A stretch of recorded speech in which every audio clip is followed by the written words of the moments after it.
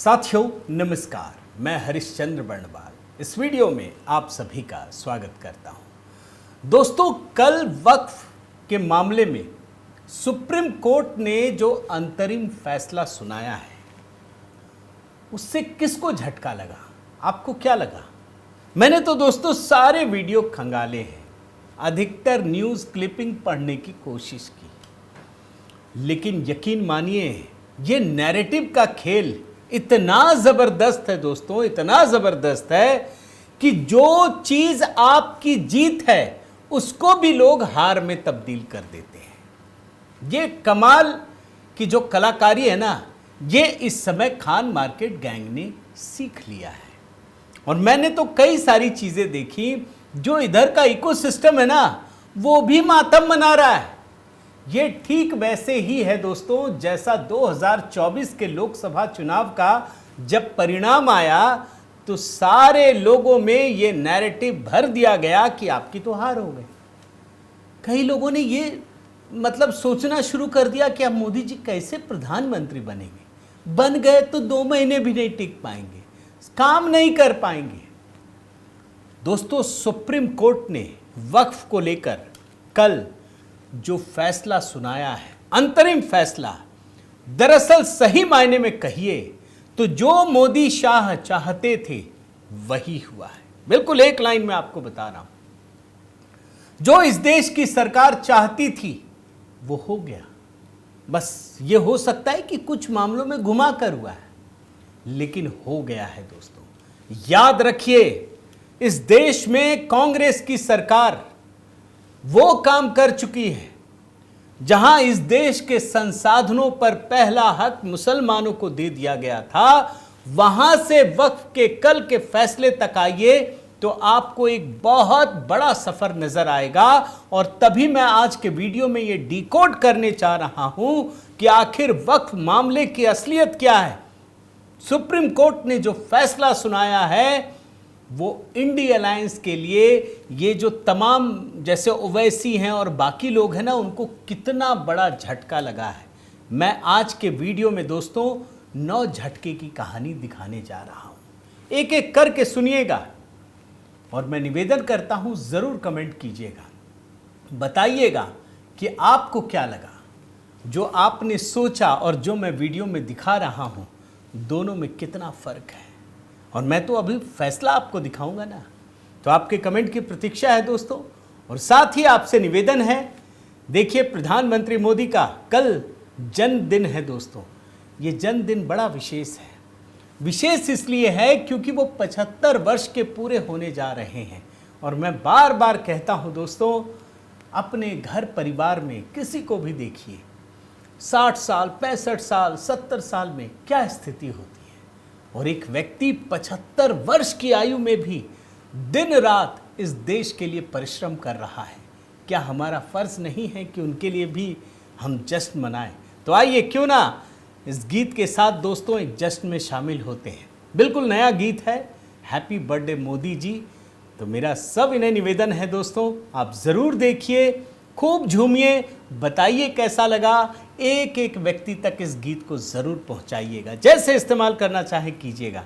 आइए शुरू करते हैं दोस्तों।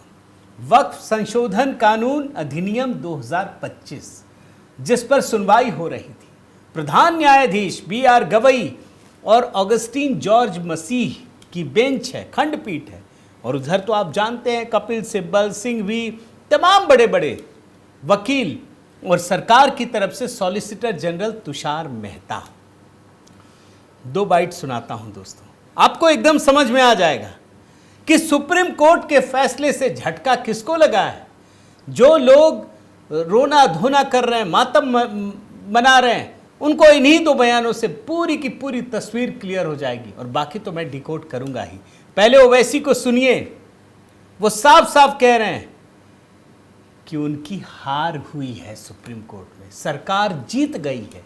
मेरे पे विश्वास ना हो, इन्हीं पे हो जाएगा इन लोगों को। सुनिए।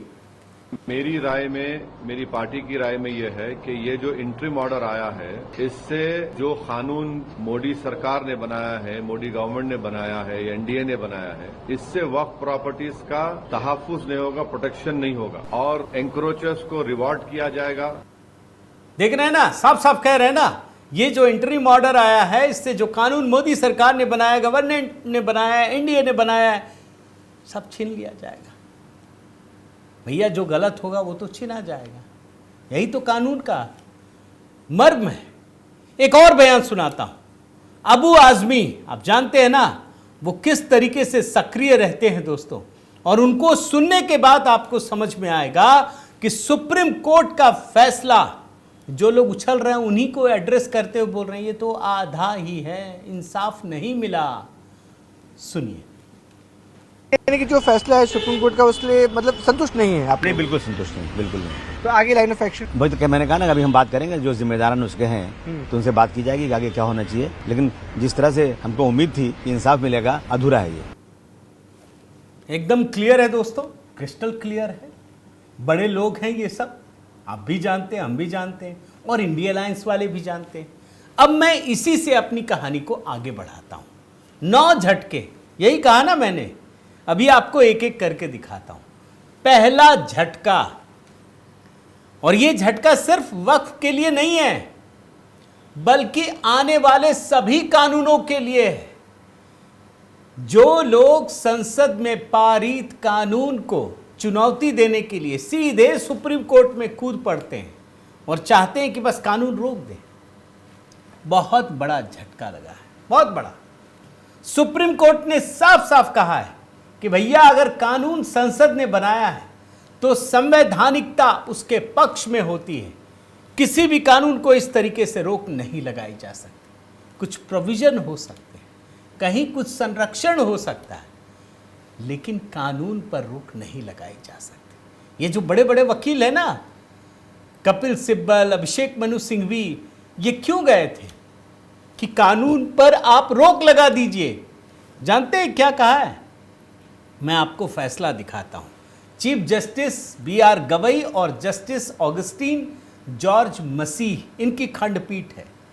इन्होंने कहा है, देखिए मैं पढ़ता हूं, in the totality of the circumstances we do not find that any case is made out to stay the provisions of the entire statute. परिस्थितियों की समग्रता को देखते हुए हमें ऐसा कोई मामला प्रतीत नहीं होता जिससे पूरे अधिनियम के प्रावधानों पर रोक लगाने का आधार बनता हो। अतः विवादित अधिनियम पर स्थगन की प्रार्थना अस्वीकार की जाती है। The prayer for stay of the impugned act is therefore rejected. जो आपने मांग की थी ना कि पूरे कानून पर रोक लगा दीजिए, वो नहीं लगाई गई। पहला झटका है। अब आप कहीं से भी, मैंने तो सारी चीजें ढूंढ करके निकाली है ना, बात इसकी होनी चाहिए। और ये बात तो वैसी भी समझ गए, और ये बात दोस्तों अबू आजमी भी समझ गए। मेरे पास तो बहुत सारी बाइटें हैं, मैंने सिर्फ 2 सुनाया। दूसरा झटका, वो भी देखिए। ये लोग कह रहे हैं ना कि एक कानून था कि जो व्यक्ति देना चाहता है वक्फ को, वो कम से कम 5 साल से इस्लाम स्वीकार किया हुआ हो जाना चाहिए। मतलब कम से कम 5 साल हो जाए तभी वो संपत्ति वक्फ कर सकता है। सुप्रीम कोर्ट ने इस पर स्टे लगा दिया। इसको लोग गलत तरीके से पेश कर रहे हैं कि देखा, रोक दिया ना, सरकार के इस कानून को रोक दिया ना। सुप्रीम कोर्ट ने रोका नहीं है दोस्तों, स्थगित किया है। कब तक जानते हैं? जब तक राज्य सरकार कानून न बना ले। तो भैया कोई भी कानून जब पारित होता है संसद में, तो वो तो तब इंप्लीमेंटेशन में आएगा जब उसकी बारीकियां सामने आएंगी। अभी कहां कानून बना है भाई? सुप्रीम कोर्ट ने यह कहा है कि जब तक राज्य सरकार इस पर कानून नहीं बना लेती है, तब तक के लिए स्थगित है। अब कोई व्यक्ति इस्लाम का पालन कर रहा है, नहीं कर रहा है, अनुयायी है, नहीं है, यह तय कैसे होगा? इसके लिए तो कानून चाहिए ना। सुप्रीम कोर्ट ने यही कहा है। सुप्रीम कोर्ट ने कहा है कि जब राज्य सरकार कानून बना लेगी तब तक के लिए इस पर स्थगित किया गया है। यानी सरकार की यहां भी जीत है दोस्तों, यहां भी जीत है। एनी पर्सन शोइंग और demonstrating that he is professing Islam for at least 5 years shall stand stayed until the rules are framed by the state government for providing a mechanism for determining the question as to whether a person has been practicing Islam for at least 5 years or not. मैं जरा इसको हिंदी में करके बताता हूँ, chat GPT की बड़ी मदद मिलती है इसमें। कोई व्यक्ति यह प्रदर्शित करता है या दिखाता है कि वह कम से कम 5 वर्षों से इस्लाम धर्म का पालन कर रहा है को स्थगित माना जाएगा जब तक राज्य सरकार द्वारा यह निर्धारित करने के लिए नियम नहीं बनाए जाते कि कोई व्यक्ति वास्तव में कम से कम 5 वर्षों से इस्लाम का पालन कर रहा है या नहीं कर रहा है। ये झटका है, मैं ये बताना चाह रहा हूं। ये सरकार को झटका नहीं है, ये याचिकाकर्ताओं को झटका है, जो चाह रहे थे कि बस मुसलमान कोई बने और तुरंत आ जाए। 5 साल वाला नियम स्थगित किया गया है जब तक कि राज्य सरकार कानून ना बना ले। देखिएगा अभी योगी सरकार क्या कानून बनाती है, समझ में आ जाएगा। तीसरा झटका दिखाता हूं, वक्फ बाय यूजर वाला। जानते क्या हुआ है दोस्तों? सीजेआई जो है गवई साहब या इस पीठ ने साफ साफ कहा है कि वक्फ संपत्तियों को रजिस्टर करना अनिवार्य है, इस पर कोई रोक नहीं है।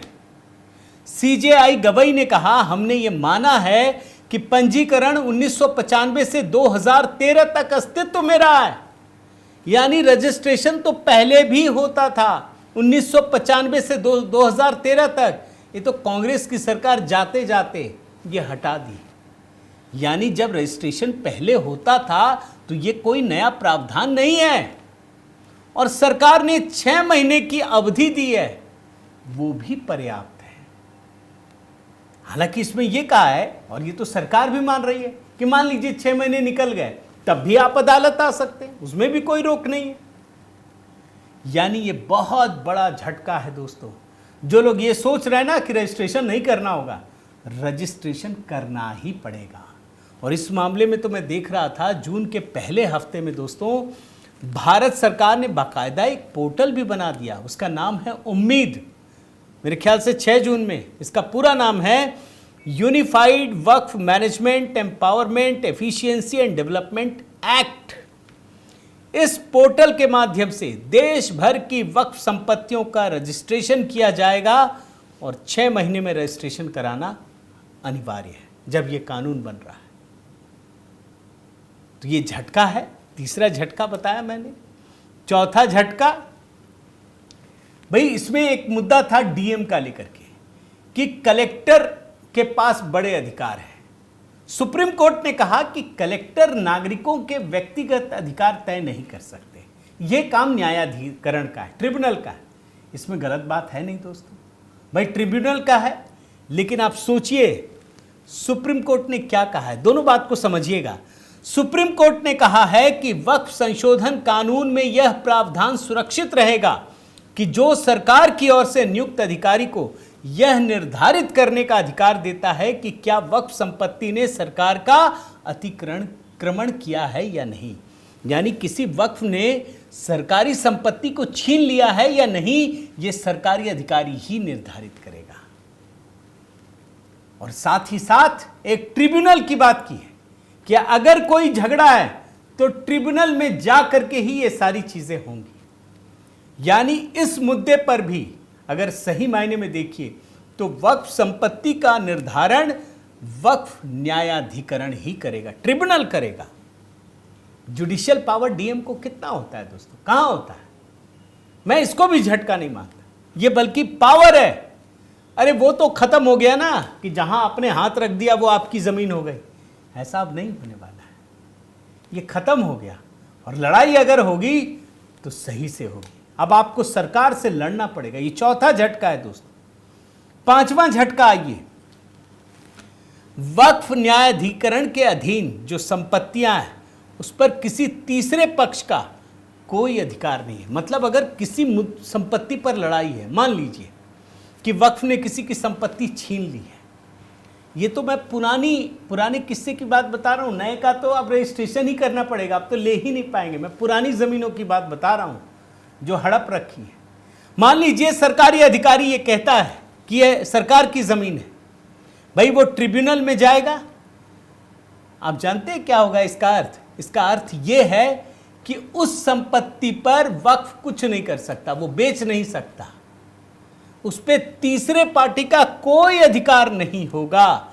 मैं आपको सारे वो भी दिखा रहा हूं दोस्तों, मैं पढ़ देता हूं। यह निर्देश दिया जाता है कि जब तक संशोधित वक्फ अधिनियम की धारा 3C के अंतर्गत वक्फ संपत्ति के स्वामित्व से संबंधित मुद्दे का अंतिम निर्णय ट्रिब्यूनल द्वारा नहीं हो जाता या हाई कोर्ट द्वारा अतिरिक्त आदेश पारित नहीं होता, तब तक ना तो वक्फों को संपत्ति से बेदखल किया जाएगा, ना उसमें कोई परिवर्तन किया जाएगा और ना ही किसी तीसरे पक्ष के अधिकारों का सृजन किया जाएगा।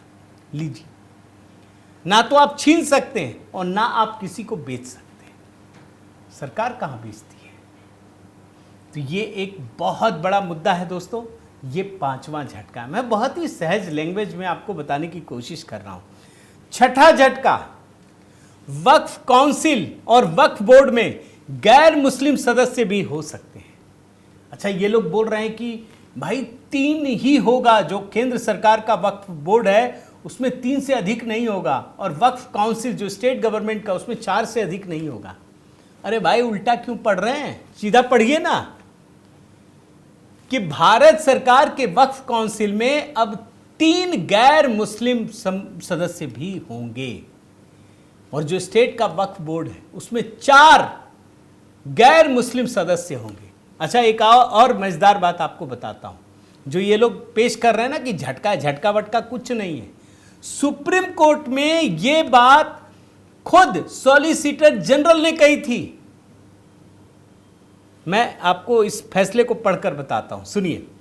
हम इस चरण पर यह प्रश्न नहीं उठाना चाहते कि गैर मुस्लिम सदस्यों को शामिल करना धार्मिक आचरणों में हस्तक्षेप के समान है या नहीं, क्योंकि माननीय सॉलिसिटर जनरल ने स्पष्ट रूप से यह बयान दिया है, फिर वही कि गैर मुस्लिम सदस्यों की संख्या 4 से अधिक नहीं होगी, 3 से अधिक नहीं होगी। तो जो सॉलिसिटर जनरल ने कहा वही सुप्रीम कोर्ट ने कहा है, बस उसको औपचारिक कर दिया। अब ये झटका है, किसे झटका आप खुद तय कीजिए ना।